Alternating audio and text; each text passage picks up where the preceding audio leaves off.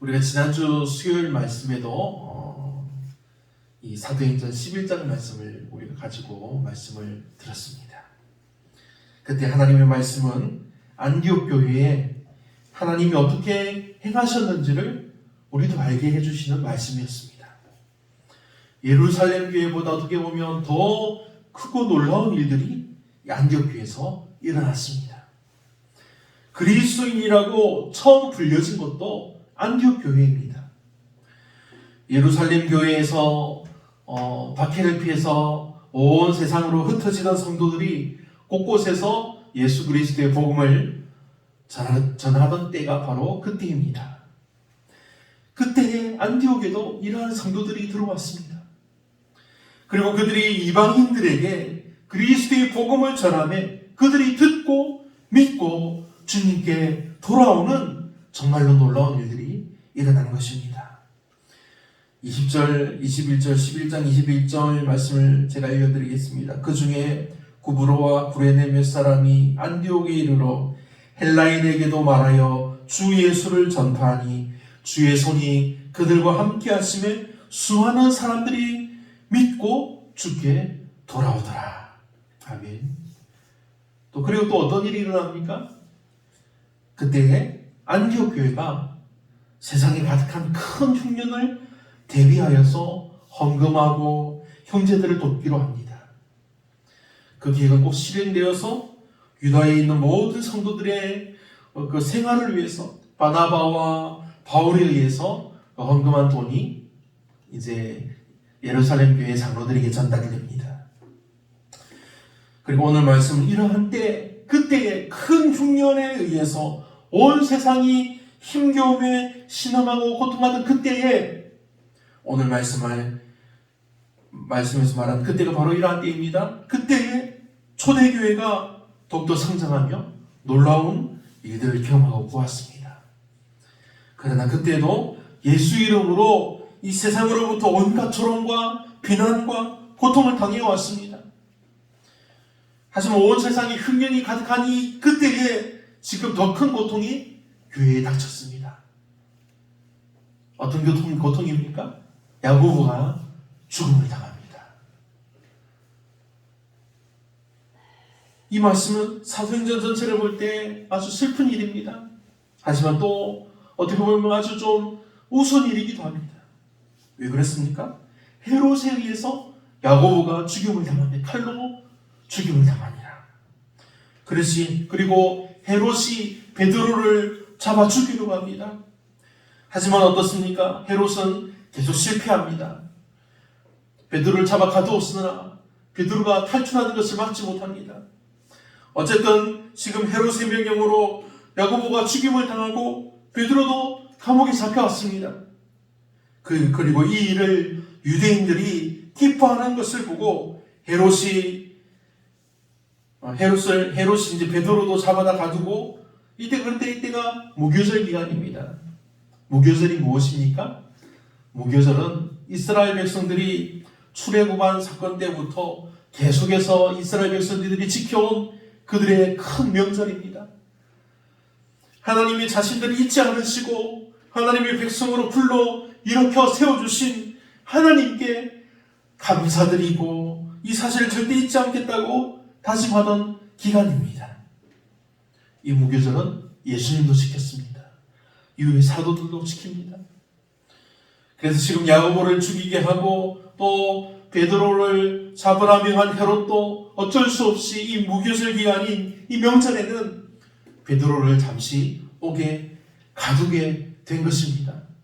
그리고 이후에 이제 유월절 후에 백성들 앞에 끌어내어서 베드로까지 죽이려고 마음을 먹은 것입니다. 그래서 헤롯은 특별하게 베드로가 도망하는 것을 막으려고 확실한 대비책을 세웁니다. 어떻게 합니까? 군인 네페에게 맡겨서 지키게 합니다. 군인 2명 사이에 베드로가 자리를 잡습니다. 군인 2명이 이제 감옥에 갇히는 베드로의 양옆에 서게 하고 그 사이에 이제 쇠사슬을 묶습니다. 어떻게 좀 도망을 갈 수가 없습니다. 그렇게 해서 감옥에 집어넣고 그 감옥 바깥에 또 두 명이, 한 명이 여기, 또 한 명이 여기, 그렇게 지키는 것입니다. 정말 이때 로마의 법령과 군사력은 정말 엄청납니다. 그래서 잡혀가면 어떻게 이렇게 도망쳐 나올 수 없는 정말 엄중함을 지니고 있던 때입니다. 이제 잡혀온 베드로도 혼자서는 도무지 어떻게 할 수가 없습니다. 하지만 이때 어떤 일이 일어납니까? 하나님이 베드로를 살려주시는 정말 놀라운 은혜를 베풀어 주시는 것입니다. 이 일은 지진이 일어나거나 아니면 어떤 일이 일어난다고 해도 있을 수 없는 일입니다. 간수 두 명이 양옆에서 한 사람이 한쪽씩을 맡아서 쇠사슬을 묶어서 결박하여 지킵니다. 그리고 그 옥문 밖에 또 간수들이 두 명이 지키고 있습니다. 베드로가 과연 이 엄중한 감옥을 어떻게 탈출할 수 있을까요? 하지만 5절 말씀에 이에 베드로는 옥에 갇혔고 교회는 그를 위하여 간절히 하나님께 기도하더라. 아멘. 베드로는 옥에 갇혀있고 교회가 그를 위해서 하나님께 간절히 기도했다고 나옵니다.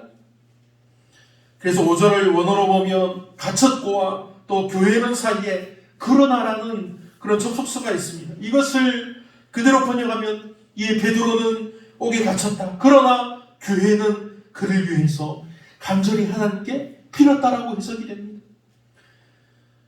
지금 상황이 어떻게 보면 인간적으로 보면 기도나 하고 있을 때가 아니라는 말입니다. 이미 벌써 12사도의 한 명인 야고보가 죽임을 당했습니다. 이에 관해 이 헤롯은 정말 피도 눈물도 없는 폭군처럼 보입니다. 이제 며칠 남지 않은 무교절의 명절이 지나면 초대교회의 수장을 맡고 있는 베드로도 죽을 위기에 놓여 있습니다. 어떻습니까? 이때 초대교회의 그런 성도들의 마음이 어떨까요? 교회의 지도자가 지금 잡혀서 죽을 위기에 처해 있는데 정말 다급하고 피가 마를 지경입니다. 베드로를 구하기 위해서 어떤 인간적인 수단을 강구해야 하는 것이 마땅하지 않습니까? 그러나 교회는 그렇게 하지 않았습니다. 교회는 베드로를 구하기 위해서 어떤 인간적인 수단을 강구하지 않았습니다. 교회가 베드로를 위해서 한 일이란 하나님께 간절히 기도하는 일뿐이었습니다. 인간적으로 따진다면, 세상적으로 본다면 정말 얼마나 무대책일까요? 그런데도 교회는 기도하기만을 고집했습니다. 기도 외의 일은 생각하지도 않은 것입니다. 왜 그렇습니까? 그들은 고난 속에서 성도가 취할 수 있는 가장 큰 무기가 기도밖에 없다는 사실을 잘 알았다는 사실입니다.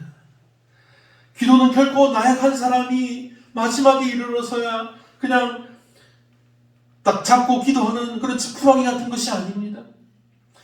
종교개혁자 마틴 루터는 기도는 교회의 가장 강한 벽이고 요새라고 말합니다.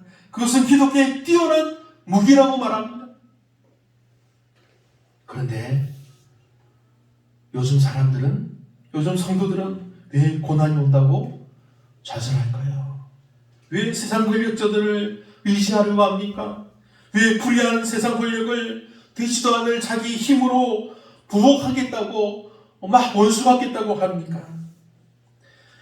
잠언 기자는 우리에게 권면합니다. 잠언 20장 22절 말씀입니다. 너는 악을 갚겠다 말하지 말고 여호와를 기다리라. 그가 너를 구원하시리라. 아멘.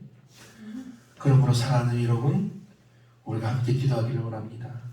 기도하면서 하나님의 구원하심과 하나님의 도우심을 기다리십시오. 기도는 성도만이 지닐 수 있는 세상에서 가장 강력한 무기입니다. 보십시오. 본문에서도 결국 베드로는 교회의 이 기도의 힘으로 말미암아 감옥에서부터 구원을 받았습니다. 정말로 기도는 성도들이 정말 고난 속에서, 어려움 속에서 취할 수 있는 가장 최선의 태도인 것입니다. 시편 146편의 말씀입니다. 방백들을 의지하지 말며 도울 힘이 없는 인생도 의지하지 말지니 그 호흡이 끊어지면 흙으로 돌아가서 당일에 그 도모가 소멸하리로다. 야곱의 하나님으로 자기 도움을 삼으며 여호와 자기 하나님에게 그 소망을 두는 자는 복이 있도다. 아멘.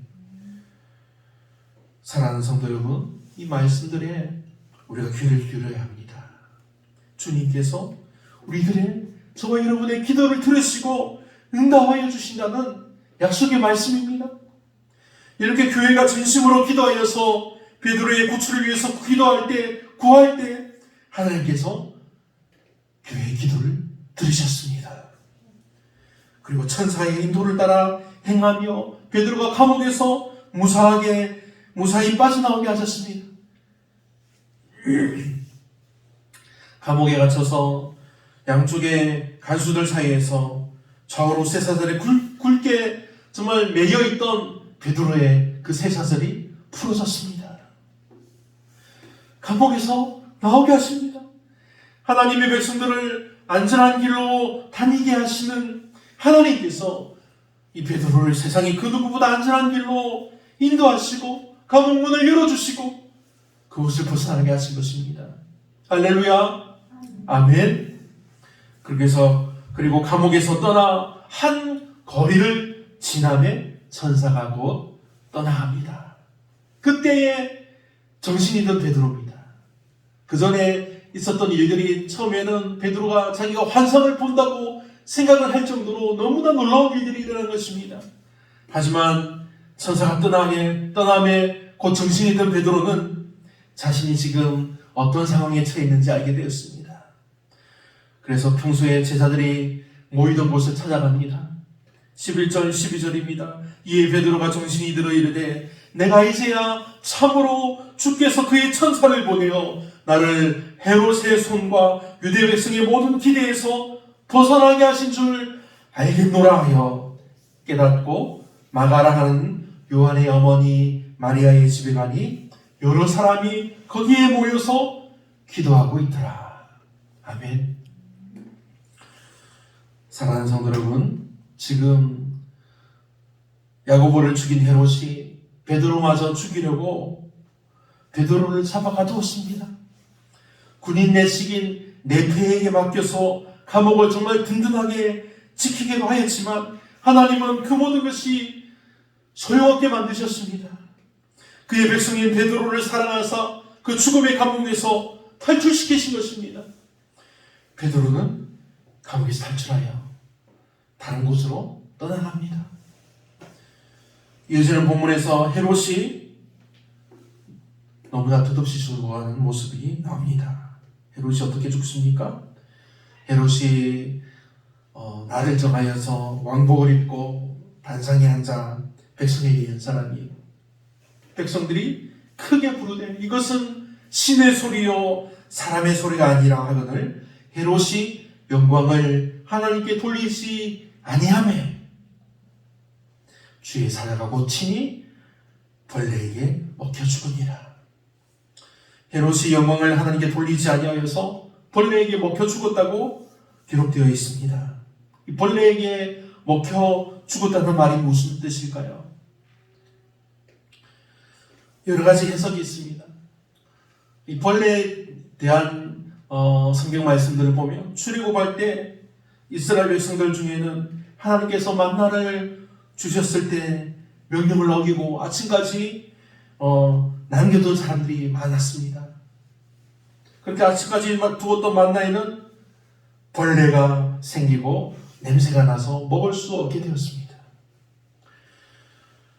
그리고 하나님의 말씀에 순종할 때 받을 복과 또 순종하지 않을 때 받을 저주를 기록한 신명기 28장에서는 불순종으로 인한 저주 중의 하나로 포도원을 심고 다스릴지라도 벌레가 먹음으로 포도를 따지 못하고 포도주를 마시지 못할 것이라고 또 말씀합니다. 욥기에서도 하나님 앞에서 이 사람이 아주 미약한 존재임을 벌레인 사람이라고 표현합니다. 다윗은 시편에서 자신을 벌레요 사람이 아니라고 그렇게 표현합니다. 극도로 연약하고 무시당하는 상태임을 벌레를 사용해서 표현했던 것입니다. 이사야는 51장 말씀에서 앞으로 도래할 구원에 대해서 말했는데, 회방하고 비방하는 자들은 마치 양털같이 벌레에게 먹힐 것이나 여호와의 의는 영원하다고 선포했습니다.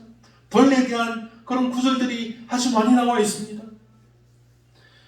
헤롯은 백성들이 자신이 연설하는 소리를 듣고 막 사람들이 막 환호하면서 이것이 사람의 소리가 아니라 신의 소리라고 말하는, 막 크게 외치는 그 찬양의 소리에 대해서 그 사람들 꾸짖지 않았습니다. 멈추라고 하지 않았습니다. 오히려 이 헤롯은 백성들이 자신에게 외치는 그 함성을 계속해서 되풀이하여 외쳐줄 것을 바랬을 것입니다. 외관상으로 보면 베드로의 타락으로 인해서 이 헤롯의 자존심은 아주 상해했습니다.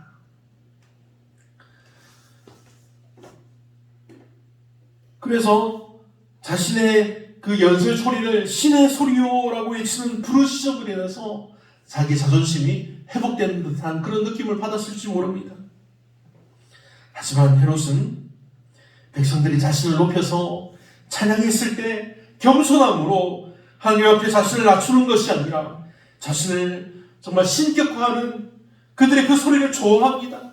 그래서 그 외침을 허용했다는 사실입니다.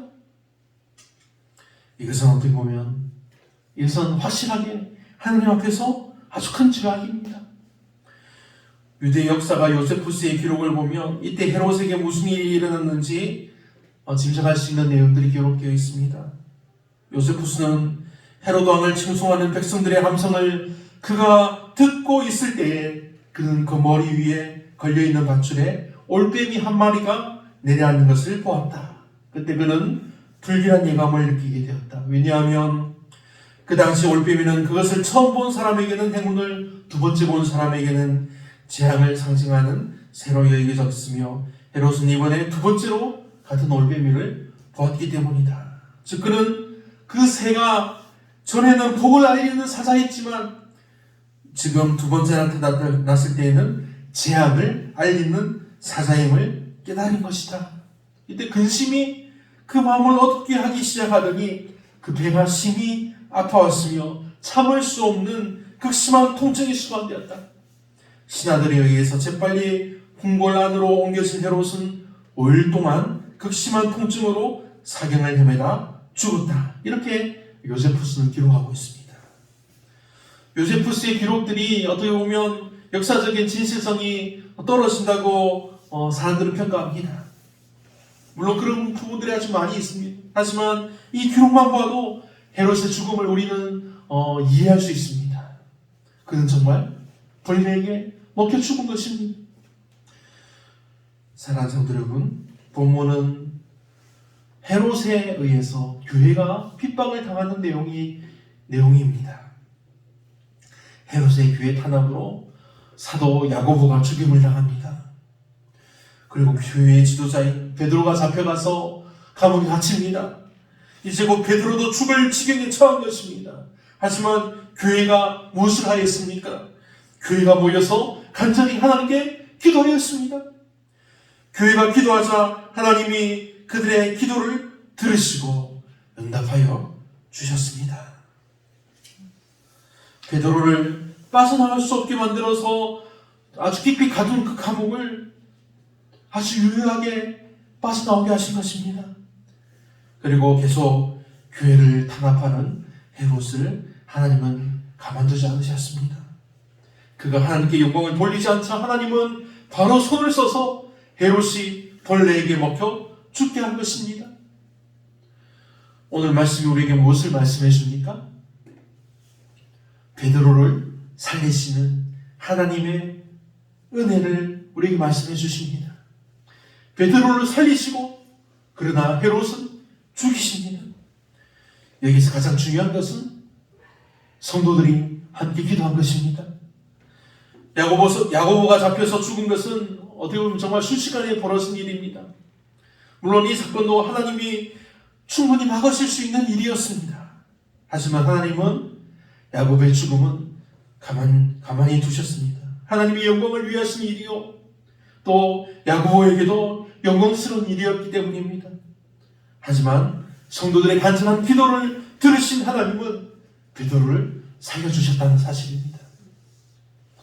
지난주 말씀에 그 아가보의 예언대로 심한 기근을 당해서 고통스러워하는 이 예루살렘 교회에 난데없이 닥친 이 헤롯의 박해는 어떻게 보면 교회로서는 아주 견디기 힘든, 정말 마치 수통을 끊어놓는 것 같은 아주 대단한 위력을 가진 그런 사건이었습니다.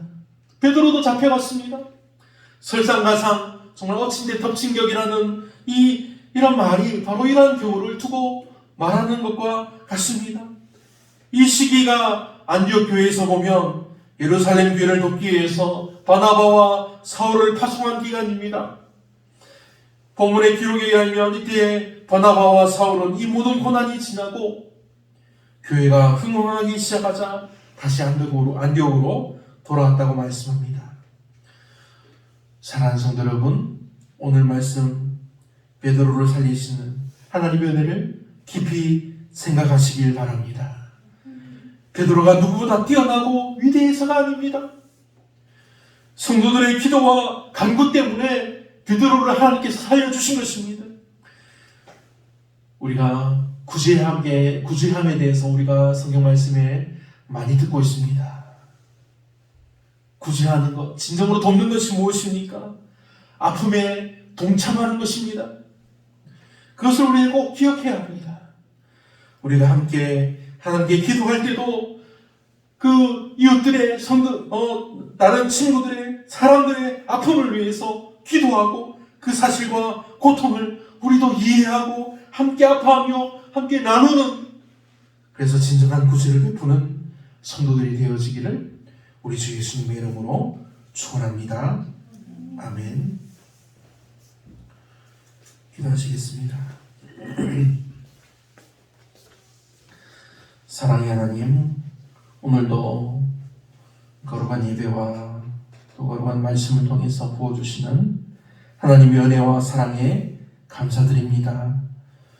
우리로 하여금 오직 신실한 믿음과 주님의 은혜로 살게 하심을 감사합니다.